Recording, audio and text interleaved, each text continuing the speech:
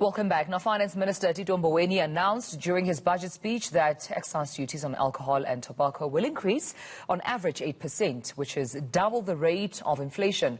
But how or will this impact people suffering from substance abuse disorders? Well, the South African National Council on Alcoholism and Drug Dependence says one of the many myths they deal with is that stopping to misuse substances is simply a matter of willpower.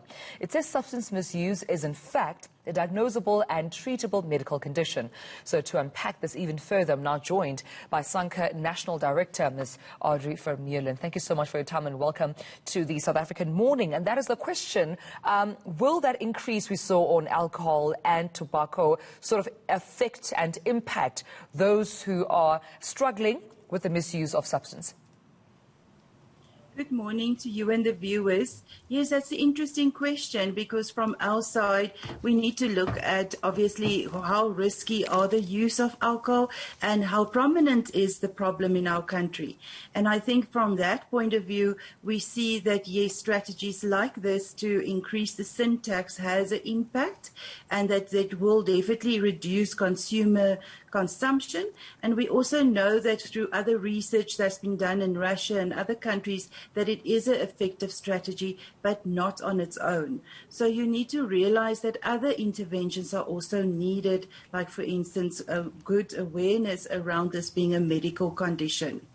It's interesting because I think for some people, perhaps they may be of the notion that, stopping substance misuse is a matter of willpower. And you're saying that's not the silver bullet that we should expect, I suppose, from those who are struggling with substance misuse. There is a process of treatment, also, diagnosing, obviously, the problem. Take me through how that process goes through.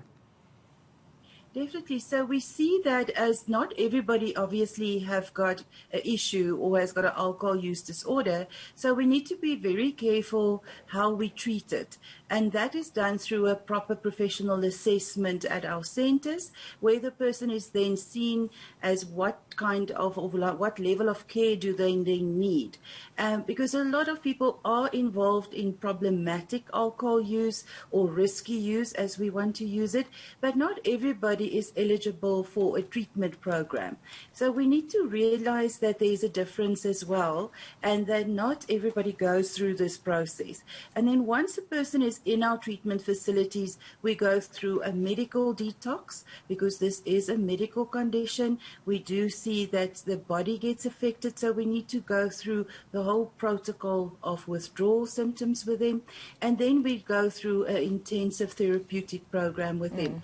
And through the therapeutic program, we are able to start addressing some of the underlying issues that causes the alcohol use disorder. And this treatment that we speak of right now is because from, my understanding, alcohol addiction, for example, sort of affects a certain part of the brain.